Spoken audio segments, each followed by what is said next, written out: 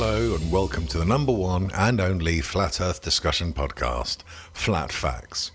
I, Douglas Huxley, will be your host, author of One Giant Leap and Spirit Level Earth, taking calls from truth seekers and globe heads alike. This evening we have an eager caller already lined up. Please take it away, Alex. Thanks, Douglas. So Dad's always raised me to believe the Earth was flat, and people who say it's round are either trying to trick us or sheeple. So I looked at some stuff on my own, and there's just a lot of stuff out there that really seems to make me think Earth might actually be round. Alex, may I ask how old you are? 16. 16. Alex, a child's mind is like a sponge. All sorts of new information firing at you, hormones running rampant. It can be difficult to discern fact from fiction. What is this stuff that makes you question your better judgments? My cousin came round the other day. She's like a scientist student at the university, and as soon as Dad brought up flat Earth, she went off on this big rant, something about ships falling off the horizon. And there's this equator around the edge. Dad said because she wasn't homeschooled, she's been brainwashed by the corporate machine. But she seemed really smart. I asked who told her this round Earth stuff, and she said it was all in these science papers. I tried looking for them, but they're all on this website you have to pay for. If I can stop you there. Your cousin is what we call a victim of systemic monopolization. She's been funneled through a mandatory system of dictated information, designed to perpetuate a lie, and been slapped on the wrist for questioning. You are questioning, that is good. But you say you have to pay to see this information?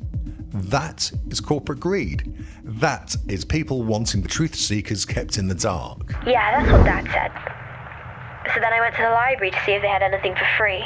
I found this book, Flat Earth News. Turns out it's got nothing to do with Flat Earth. It's just this guy going on about all this sneaky stuff the news does. Did you know there's this Rupert Murdoch guy who owns the sun and the sky?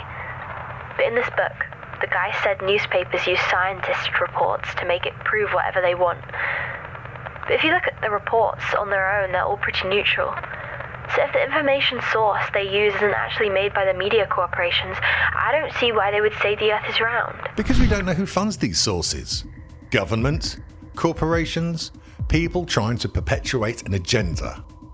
We see with our own eyes, water always lies flat. The horizon is flat. Unfunded, non-corporate entities show us facts that we can see and judge ourselves. Mark Sargent on YouTube shows us the world map makers have an annual budget of over $1 billion.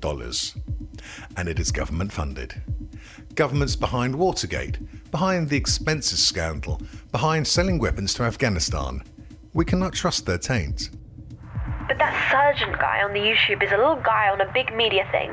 That's just like my sources in the newspaper. It's the YouTube videos that they're always giving opinions, but they never, evidence it.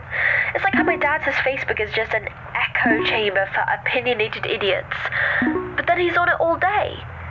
The scientists they talk to in the newspaper say all different stuff, so different studies get different results, and you sort of have to work out the truth between them. You're saying science disagrees? If they cannot even agree themselves, how may we trust them? But we've got to question everything to get the truth, right? Isn't that what you say Flat Earth is about? What I say Flat Earth is about is to stick to unfunded, unbiased, non-corporate sources. It's not about listening to their perpetual lies. About seeking truth yourself. To flatten your naivety, we should look at your media sources. Can you present a so-called fact you found? Well, on BBC Bite Size they say the shadow on the moon is curved, and millions of years ago this Aristotle guy walked really far north, then really far south, and he said the picture of the sky changed. Dad said the sky is a big projection on a dome around us. But if it was, then the sky would be the same picture if you were at the centre or the edge. I mean, north or south.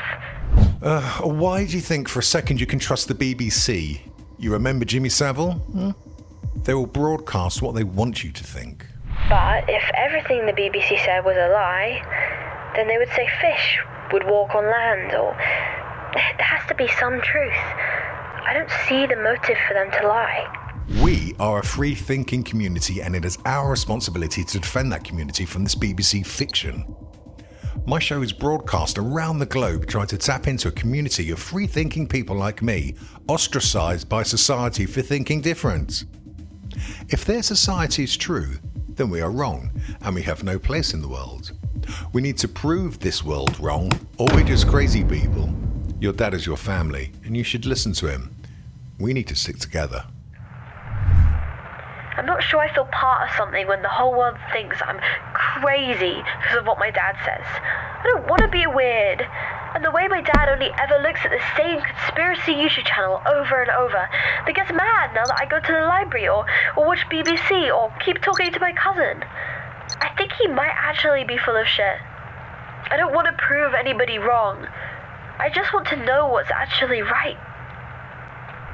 Alex, I can see you're a smart child, but I will not have swearing on my show. I'll allow you a single chance to redeem yourself, then you are done. I just feel like we're all trying to justify our made-up answers instead of asking questions to let the answers present themselves. I wish Dad wasn't so closed off. Thank you, Alex. Once I did find a blog site of a scientist doing experiments to prove the globe model. Honestly, I couldn't rebut any of his findings. I brushed him off as a globehead because I couldn't argue. I suppose that's a fallacy. I do believe in my flat earth, in my community. Maybe we can learn from Alex. Widen our search. Look at motivation behind what we see. Maybe the answers will find us.